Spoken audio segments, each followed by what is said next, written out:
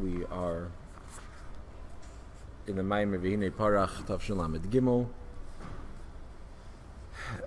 Shabbos Parshas Korach from Rosh Chodesh Tammuz. It's a Maimer that we discussed last time. It came out in honor of Chav Ches Sivan. It's a Maimer that we said on Shabbos Parshas Korach. This year Gimel Tammuz is Shabbos Parshas Korach. So we're learning this Maimer in preparation for these 2 days. We're holding chapter 4. So we ask the questions, a famous question that people ask, and it's discussed obviously at length in Chassidus. Why is it that we daven every day and ask Hashem for the things that we need when we know that on Rosh Hashanah and Yom Kippur, everything that we're going to get all year is determined already? So if everything is determined already on Rosh Hashanah and Yom Kippur, and the Eibusha gives us a ksiv Matei, and now it just has to be delivered. So we explained that when it says that on Rosh Hashanah and Yom Kippur we're written and inscribed for a good year, that means in the world of Atzilus, Malchus d'Atzilus, that everything that we're supposed to get is signed off and determined to go to Malchus of Atzilus. Now Malchus of Atzilus is lovely, but that doesn't have an effect down here. So all day, every day, we daven, and it says, we brought the days from the Gemara, from whether a person's judged every day or even every hour, that every single day we have to daven and pray for our needs, because the idea is to bring it from Malchus of Atzilus all the way down into our world. So we experience it here. And we said that there are two things. Number one is the idea that prayer helps to bring something from Malchus of Atzilus down here into this world, and it has to go through many stages and many levels. And the other thing that we said is that sometimes what's determined is only enough for one category of our needs, for either for children or for health or for sustenance, and you might get it in one way, and the tefillah of tzaddik helps that they can transfer it from one to another. So, for instance, we brought an example, the story of the Baal Shem Tov, where a couple came to the Baal Shem Tov, they weren't blessed with children, and they asked the Baal Shem Tov for a bracha for children. The Baal Shem Tov said he could daven for them for children, but it'll come at the expense of their wealth. They were very well off, and in other words, they had enough for one, so they were blessed with wealth. And the idea was that they can transfer it. The tefillah of tzaddik can help that it goes from wealth, it'll transfer into children. But the point is that it comes and has an effect down here in the physical world. So that's what we explained. So the question was, why is it that we have to pray for our needs every day when it's already predetermined in Rosh Hashanah? And we answered, because in Rosh Hashanah it's determined, but it's possible that it gets stuck up in the spiritual realms. It's a determination that's made, and all our blessings and sustenance are earmarked for Malchus of Atzilus, and for it to come down to this world, that's what we have to daven every single day. So now in chapter 4, the Rebbe asks a question. We have to understand that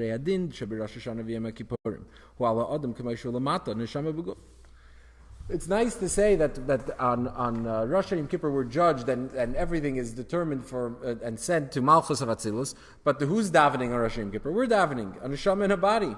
And what are we davening for? We're davening for our physical needs. And Alter Rebbe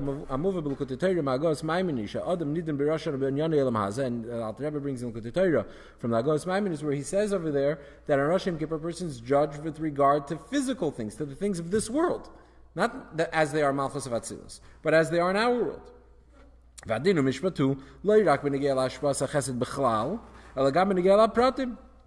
And what when the blessings or the judgment that's determined, that's handed out, on Rosh Hashanah Yom Kippur is not only a general thing. In other words, you could say that Rosh Hashanah Yom Kippur we're blessed with the general sort of idea of sustenance, kind of like we said before. You get earmarked to one category, and then the details, how it comes out, if it comes in this category, that category, whatever, that maybe comes later.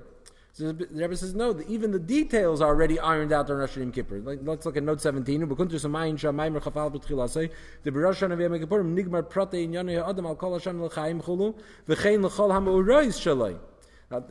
Rasha brings in Kuntur Sumayin that Rosh Hashanah Yom Kippur, it's not only that all the general idea of a person's sustenance and blessing and everything he's going to get is determined, but even all his adventures, everything that goes on in his life, all of the details of his life, all of that is already also predetermined on Rosh Hashanah Yom Kippur. Okay, and so that's, he brings from the Rebbe Rashab, but he says here in the brackets that this is also apparent in our davening on Rosh Hashanah Kippur.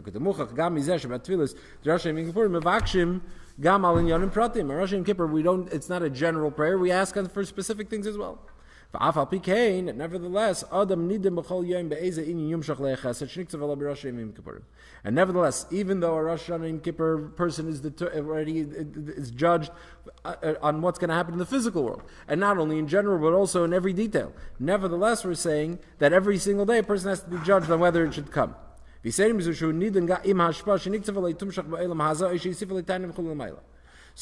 first of all, he's saying two things. Number one is that a person is judged whether, in what way that kindness should come. And number two, is the person is judged whether that kindness that blessing should come into this world, or it should remain in spiritual worlds, that he should increase the pleasure, the tainug in Gan Eden and up in heaven. Which, as we discussed last class, what is the meaning of spiritual currency for us? What impact does that have on us as well? But that's, nevertheless, that's the case. So we're back to the original question. The question was, what do we have to pray every day for if everything's already determined on Rosh Hashanah Kippur? So we said, because of Rosh Hashanah Kippur, it's determined on in a spiritual level. Malchus Datzilus, that's where a person's blessings and sustenance is sent on Rosh Hashanah Kippur. And every single day we have to pray again so that it comes to the physical world. But now in chapter 4, the Rebbe is asking, but on Rosh Hashanah Kippur, what do you think we're talking about? We're not talking about Malchus of Atzilus, we're talking about our own lives. A person comes to Shul on the high holidays and he's praying for a good year in a way that he can understand. In blessings that manifest themselves in the physical world. And that's already also determined on Rosh Hashanah, even the details of a person's life. So we're back to the original question. If so, what does it mean that a person is judged every single day whether this hashpa, this blessing, the energy, the flow that he's going to get for that year, that whether that comes into the physical world, if that's seemingly already taken care of on Rosh Hashanah and Yom Kippur. So to explain it, chapter 5, the Rebbe is going to bring a metaphor that will explain, that will lead us to understand how it is in the Nimshal, how it is in what we're talking about in terms of our blessing. So he says like this: we can understand it's based on what the Alter Rebbe writes in the Siddur. There's the Siddur im Dach, the Siddur that has a nusach in it of davening, and it has mamarim of the Alter Rebbe that are laid out around the davening. So there's a maimer there, the Alter Rebbe on Ala Pasuk Yem L'Yem L'Biyah Eimer. It's a maimer in the beginning of Shabbos Shachris davening, the morning prayer of Shabbos, where on Shabbos morning we say Kapitel Yutas of Tilim, right? We say the chapter. It says Shemaim Misapim Kvedel Ma'aseh Magid Rekia. That chapter mostly talks about Torah, but it talks about this idea. It says Yem L'Yem Yabiyah Eimer. So he said like this. This chapter of Psalms in the morning service is only for Shabbos. It's not we don't say that Psalm every single day. Why is it? Because during the week we have all kinds of delays or gaps that have to be overcome in order for the energy to come down here in this world. But on Shabbos, but on Shabbos the energy comes down swiftly. And that's Yabia Omer, that's the meaning of Yabia Omer, that Yabia Lashon Mehirus. Seemingly the simple meaning, the simple translation is Yom L'Yom Yabia Omer, day to day expresses your speech is expressed, meaning the Eibishter's sayings of creation are expressed, but the Zohar translates Yabia here as in swift. He says, Mabad is Avid, that it's going to happen quickly. So the word yabia can also mean swift, fast, and so on. During the week, the energy doesn't necessarily come down swiftly. It has all kinds of obstacles and hurdles it needs to overcome. But on Shabbos, it comes quickly. The Zohar, I think, in the Zohar, the way he gets to that it means swift because it already says Hashemayim misaprim kvoit keil. The heavens tell the glory of Hashem. So the Zohar says. So then now. The pasuk Yom L'Yom Yabiyah is telling you the manner in which it happens. So otherwise, it seems like it's repetitive. You're just saying that it expresses it. It already says the heavens express it. So what's Yom L'Yom Yabiyah? Again, another expression. So he says that the ready Yom L'Yom Yabiyah, that's already the details and how it's expressed. How is it expressed? It's expressed Yabiyah Omer swiftly. It happens b'mehiris quickly. So Mavursham, so explained in the Maimer there that the Zesh Habimeachol Efshar Shashbash Tisakev V'Lei Tumshach Lamato. The fact that during the week this energy can be delayed, or furthermore, not even come down to this world. So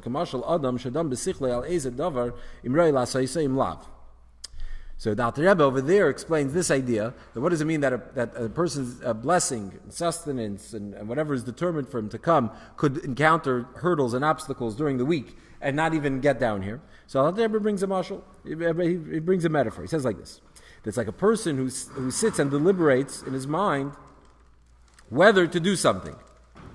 And the person comes to a decision, a determination that it should be done, that the thing that he's thinking about should be done. Nevertheless, even though a person deliberated on it and came to a resolution that the thing should be done, nevertheless, it's possible that he won't do it, even though he decided that it should be done. Furthermore, when it comes to the bottom line, to actually deliver, to produce, to actually do the thing, he considers it again. He reconsiders whether he should actually do it. In other words, a person's thinking about something, whether to do it or not, and he decides it should be done. But then push comes to shove, it comes time to do it, and what does he do? He thinks about it again. Should I actually go through with it? Should I actually do it? A person wants to go skydiving, so he decides to go skydiving. He goes, he rents an instructor, he gets on the plane, he's in the parachute, he's got the whole thing going on. He's clearly decided to do it. And then when he's standing there about to be pushed out of the plane, he has to what are you reevaluating? You already decided you're doing it. So no genukshen to do it. When push comes to shove, you reevaluate again whether to do it. So why is that? Even though the determination in his mind initially was that it's appropriate to do this thing,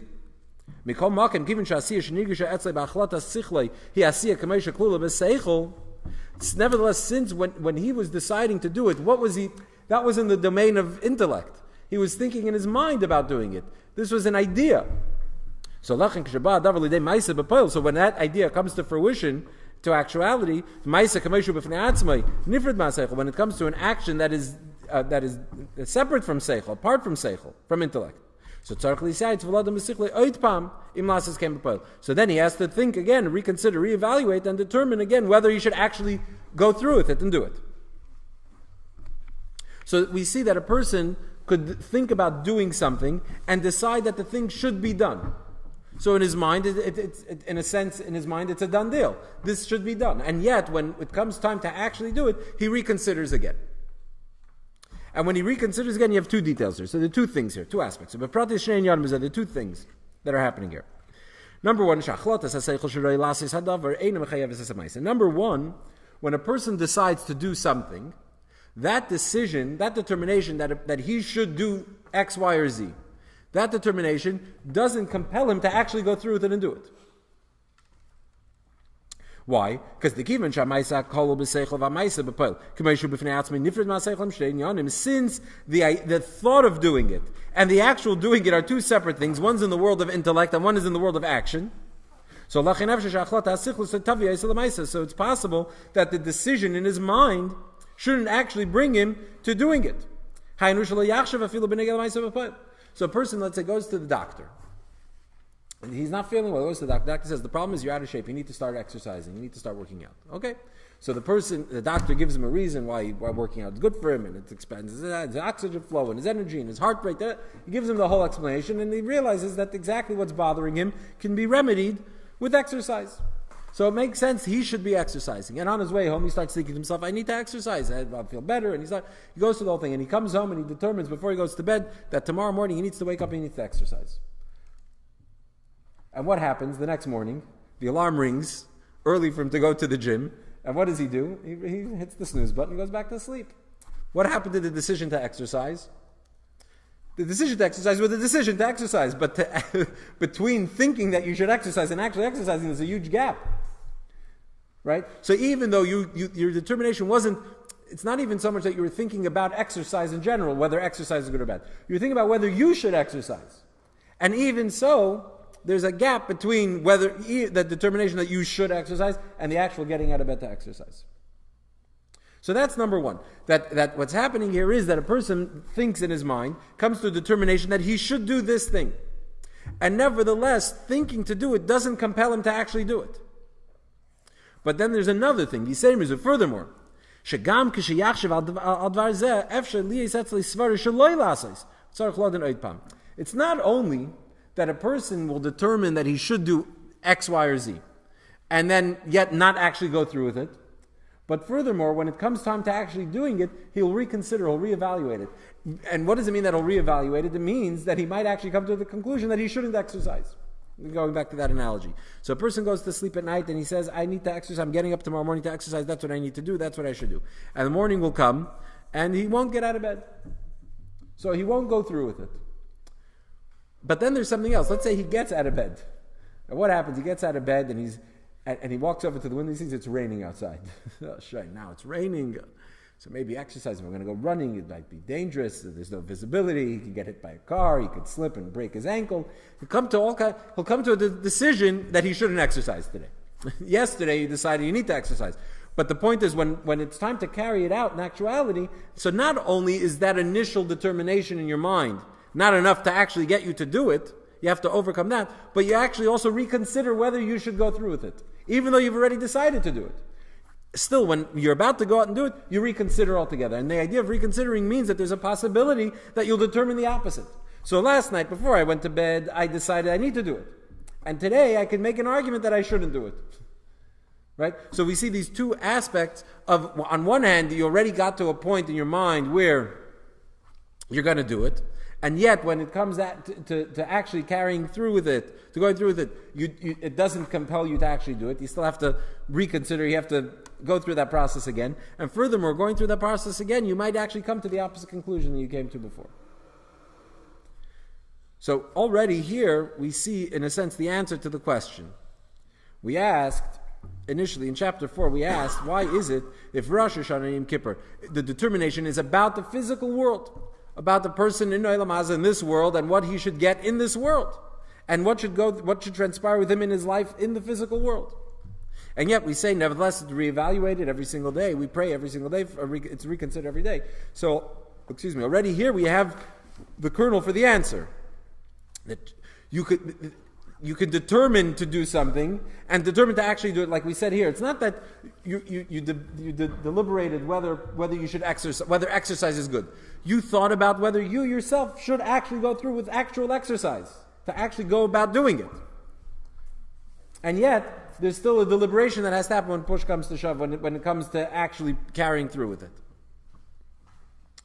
But the thing is like this. We also said there's something else, which is, we discussed really in the last class, we just touched on it briefly in the little introduction, that a Rosh Hashanah and Yom Kippur, that's determined what you should get, and that is deposited in the Malchus of Atzilus. Malchus of Atzilus is very high up in heaven. For your parnasa, for your blessings, that for whatever it is that God determined for you on Rosh Hashanah and Yom Kippur, for that to actually come to this world, there's a big distance from Malchus of Atzilus all the way down to the physical world. And so we said that in every step of the way, for it to go from Malchus of Atzilus into Bria, into the world of Bria, and from Bria into the world of Yitzira, and from the world of Yitzira into Asiyah, till it comes to us in the physical world, there are a lot of steps. And as we said, every single step there's another deliberation. So that's why we daven every single day. We're trying to go through all those steps. And every single stage that your blessing or your sustenance, that's already been predetermined for you. Every step closer to this world, there's another deliberation whether to take that step down or not. So how do we understand that concept? In other words, from the first paragraph here in chapter 5, the analogy, the metaphor of a person thinking about doing something and then having to reconsider before he actually does it, that takes us from point A to point Z. There's the determination that you should get whatever it is that you're going to get, and then when it comes to actually doing it, it's reconsidered. But what does it mean that every step of the way it has to be reconsidered? What does that mean? So he continues here in the second paragraph here, chapter 5. So we're in the second paragraph here in chapter 5. Hine,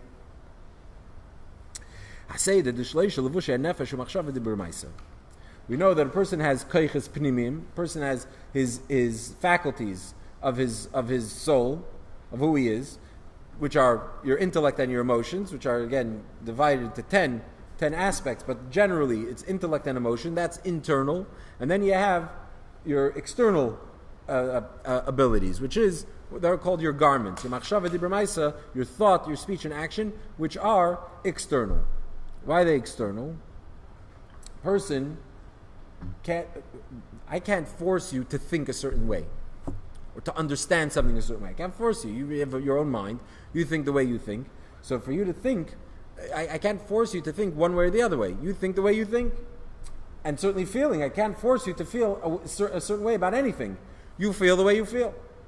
But I could force you, right? Or I could ask you to, or instruct you to say a certain thing, to do a certain thing, or even to think a certain thing. So it's not that you understand it a certain way, but I could tell you to think about X. And you can actually do that. Whether you agree with it, whether you understand it or not, but you could think about it. So that's because that's something external. So it's something it's not already you. It's something outside of yourself. And therefore you could think other thoughts. I could think other people's thoughts. Whether I understand them or not, they're not my thoughts, I could think them. I could speak other people's words or things that people want me to say, and I could do other people's acts or do things that somebody else tells me to do, and which are not an expression of how I feel inside. So there's what's internal, the way I think and feel, that's me, and then there are the garments of the soul, the machshava, dibur ma'isa, thought, speech, and action that are external.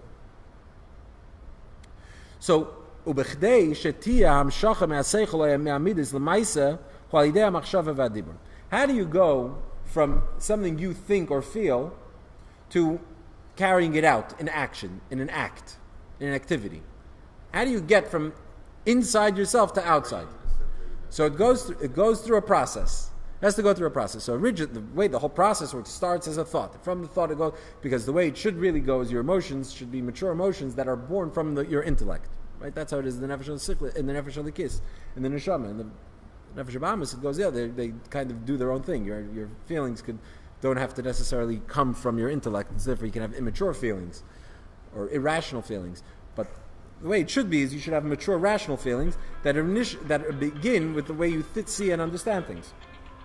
But anyway, it goes through that process from internalized, from the way I think and feel, and then it has to go through a next step. Once I think and feel a certain way, or I understand something a certain way and feel a certain way, then I have to think about it. From thinking about it, it goes from thinking to speaking, and from speaking into action. That's how it goes through these stages. So what does it say? It says like this.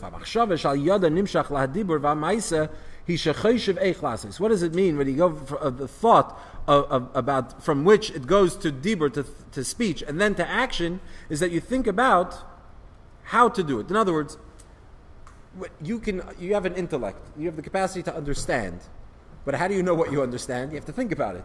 So you have to think, which is machshava, that's already something external. You have to think in order to even know what it is that you understand, or to be able to understand something. You have to think, but that is the way you think about the thing within yourself, or outside of how it comes into actuality.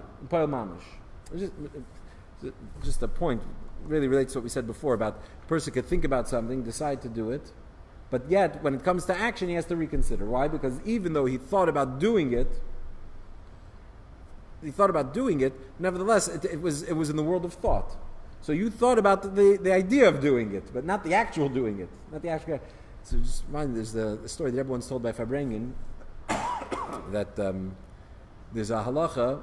The din is that when you put on tefillin, so first you put on the hand tefillin, then the head tefillin. Why? Because since it says toitafes, so which is two plural, so we learn, the sages teach us that whenever a person has his head tefillin on his head, he should have two tefillin, the one on the head and the one on the hand. So therefore, you don't put first the head tefillin, because if you put the head tefillin on first, then you have the head tefillin without the hand tefillin. You only have one sign, you don't have two. So therefore, we put first we put on the hand tefillin, then the head tefillin. That's also why when we take them off, first you take off the head tefillin, then the hand tefillin, because like that, as long as the tefillin are on your head, you have two. But what happens if a person doesn't have an arm? So should he not put on head tefillin? So no. If a person doesn't have an arm, he still should wear the head tefillin. Because at least, because they're two separate mitzvahs, whatever, we don't have to get into the details. The point is, should have that, right? So Rebbe tells the story once by Fabrengen that he had a bar mitzvah boy, came in for a yechidus, for a private audience before his bar mitzvah, and as the Rebbe would do, generally with them, he'd ask questions, and so he asked him, he's learned the laws of tefillin. He said he learned the laws of tefillin. So the Rebbe said, what happens if a person, so what he asked him about this law, about putting on the hand tefillin first and the head tefillin. He explained that, that you have to have two, so therefore first the hand and then the head. So the Rebbe says, and what happens if a person doesn't have a hand? So he says, then he puts on the head tefillin. So the Rebbe said, what happens if he doesn't have a head? So the boy said, then of course he puts on the hand tefillin. In other words, the boy had a very logical progression. The problem is having the head tefillin on without the hand tefillin. But the hand tefillin could be on by itself. So if a person doesn't have a head, then for sure he should be able to put on the hand tefillin. What he missed was that a person without a head, right? But because he was caught up in the world of the idea. In the idea, you could have a possibility if there's a hand without a head. So if you think of the lumdus of it, right? So that's where he was caught up in it. But it was totally divorced from reality, right? So here, the same idea. A person could think about something, but then that's in the world of ideas. For the machshava, as it relates to action, that's where a person starts thinking about actually doing it. So here already, even the thought process is different. You're thinking about it as it relates to the actual world, carrying it out in reality, in the physical world.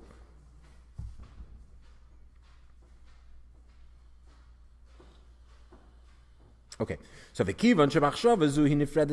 since this thought is separate, is apart from the seichel, from the intellect, why? Because the initial thought that the person had, because as we said, you need thought to know what you're thinking. So that initial thought is that's when a person just thought about it in his mind and decided to do it. So that was that was subservient to the idea of it. Yes, he was thinking about what to do, whether he should exercise or not, right? But really, what he was feeling there was the idea, not the action. He was thinking about the lumdus of the two tefillin versus the one tefillin, not whether a person has a head or not. But vinyana shel machshava hu rak shal yada nirgash seichel. So what's the function of machshava at that stage? Is only that a person should be conscious and aware of what it is that he's thinking, what it is that he's understanding. But the thought process of how to carry something out in action, that's already separate, and that's already something that's separate from the intellect itself. So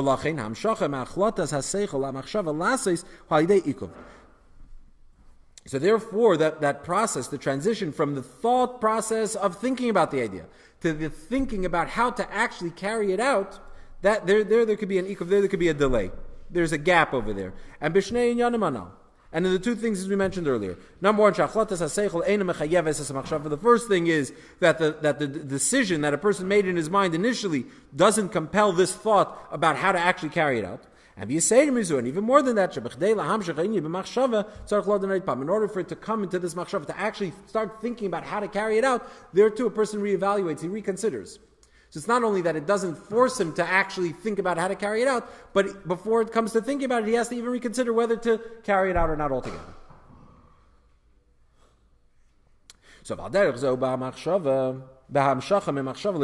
same is just that is true with regard to into machshava itself. So I have an idea, and this idea, something I understand. I understand that I should be doing X, and now to think about how to carry it out. How do I go about actually performing X? I need to think about that again. So that there's a gap between the way I thought about doing it, that I should do X, and actually thinking about how to carry out doing X. There's a gap. Because thinking about how to carry it out is already separate from the way it is in my own mind. Because in my own mind, that's just the way I feel about a certain thing, or I understand a certain thing, and that's the way the thing is in the world of intellect, but not the way it is in the world of action. So to start thinking about how to carry it out in the world of action, that's a whole other process. Number one, the determination that it's a good thing doesn't compel me to actually think about doing it, how to carry it out. And number two, the thought process of how to carry it out, also I need to go through it again to determine whether I want to do that. Am I actually going to go through with it, even in my mind, on how to carry it out? And the same is true with the next step. The same is true with the transition from thought to speech. Since speech is lower than thought, why? Because the machshava because thought is within yourself, and speech is already for somebody else, as something outside of yourself. So therefore, there's another gap. There's a delay between the transition from thought to speech. Now, the Rebbe already said before, just point out, we said that and whenever a person goes through this process, everything that goes and originates as an idea, an abstract idea. From the abstract idea, there's a feeling about it, and then there's the thought, speech, and action. Till it comes to action, it goes through all these stages. So everything you do goes through these stages of thought, speech, and action. But obviously you can ask, we know that you don't say everything before you're about to do it. So it's not necessarily that your thought about doing something, actually, I mean, you can even do something, the truth is a person can do something absent-mindedly, without even thought, right? And the same is true, a person could do something without speaking about it before, you just go ahead and do it. Maybe you're keeping a secret, so you think about it and then you just do it. Surprise. So in Shari Yichud V'Amunah, the Rebbe was quoting before, Alter Rebbe spells it out how it goes through every stage. But elsewhere in Siddur it discusses what it means that it goes through every stage, even when when a person doesn't actually articulate it. So that's discussed. So that's not. I don't want to get to that point here, but that's the point. The point we're discussing it here, how it goes through all these stages. So to go from thought to speech, also there's another transition. It could be another delay. Why? Because thought is within yourself. That's internal. So even though we said before that thought, with regard in comparison to your intellect, your emotions, is external. You could think other thoughts. Or I could tell you what to think, but I can't tell you how to understand. I can't make you understand something a certain way. Nevertheless, thought is internal in that it still remains within the person. I don't know what you're thinking. Speech, on the other hand, is all about sharing with somebody else. Communication to somebody outside. Communication is already something else. So that transition also, there's a transition. Here too, you have the same thing. You have these two steps. Thinking about doing something or thinking about saying something doesn't compel you to actually say it. It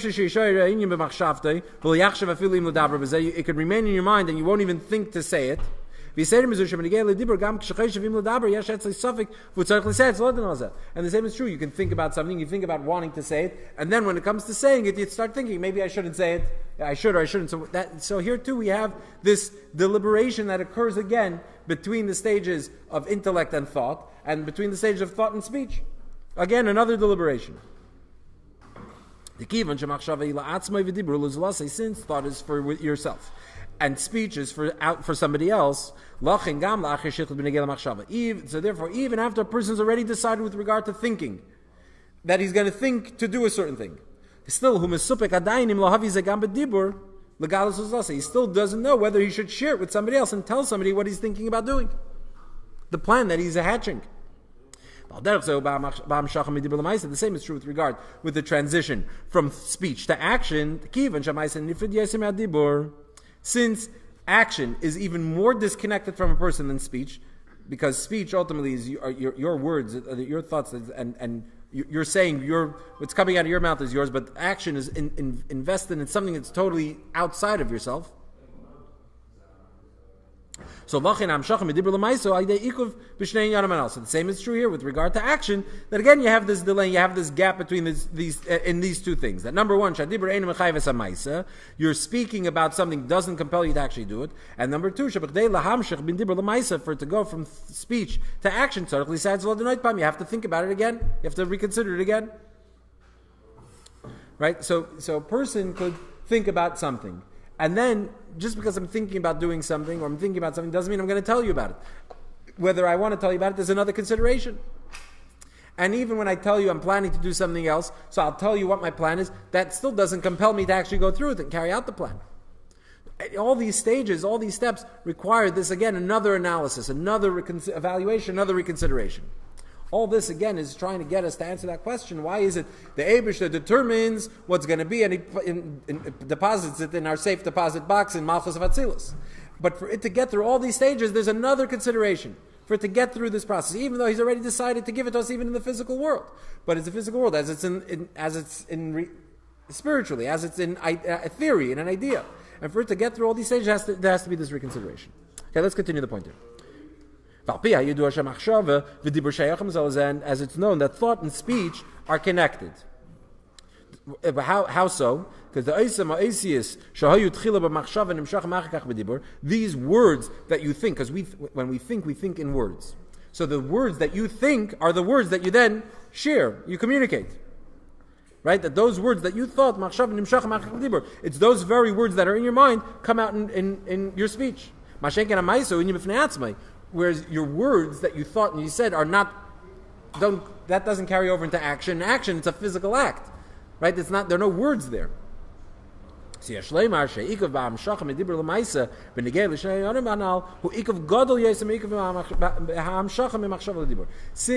action is separate from the other two, It's a lavush nivdol. It's a disconnected garment, unlike machshava and dibur. So therefore, we can say that the transition from speech to action, there's an even greater gap that has to be overcome. We have to have a greater consideration, deliberation when it comes to action, when it comes to this world. So all this tells us that when it comes to the bottom line, to this physical world, there's going to be a much greater deliberation than even getting it from heaven 1 to heaven 2 and 3. But to bring it down to this world is even going to require an even greater deliberation. We discussed this idea of the link between machshava and dibur. If you remember, we discussed it in Basi Lagani. The letter Hey is machshava, dibur, amaisa. The 3 lines of the letter Hey. And yet you have 2 that are connected. That's machshava and dibur that are connected. And Hey, which is the smaller line of the Hey, which is disconnected, that's maisa. Why? Because maisa is disconnected. Action is in something outside of yourself, whereas thought and speech are inside and internalized. Anyway, all this metaphor that we gave here, the 2 aspects of it, the idea that a person could think something, and then even though he thinks it, he still has to deliberate whether to actually carry it out. And not only that, but in that deliberation, it's possible for him to even come to the opposite conclusion, that he shouldn't go through with it. And then the second part of it, which is that within those details, that even when it comes to actually carrying it out, a person has to deliberate at every step of the way till he finally carries it out. So all this will answer the question that we asked in chapter 4 about why is it that the Eibishter determines already about our physical sustenance and the physical nourishment and blessing that we're going to have in our world, in our lives in Rosh Hashanah and Kippur, and nevertheless we still have to pray for it every single day.